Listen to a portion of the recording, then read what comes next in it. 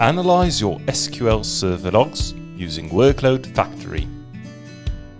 SQL Server generates extensive logs that are often cryptic and difficult to interpret. Understanding these logs typically requires significant time investment to correlate events listed in different logs, deep expertise in MS SQL to filter out important issues, and iterative efforts to review, understand, and resolve these issues.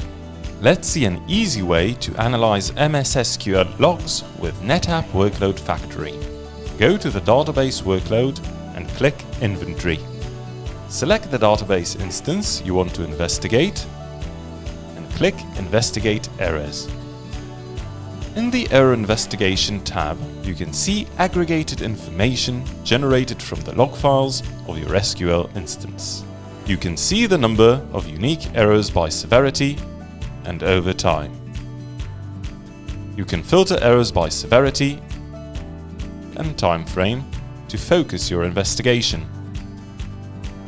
Scroll down to see the filtered errors in the selected time frame. Clicking on an error message presents its AI-generated analysis. Each analysis includes the original SQL error message, a simplified explanation generated by AI, and AI-generated remediation steps to help resolve the issue. Follow these steps in your MS SQL database when you're ready.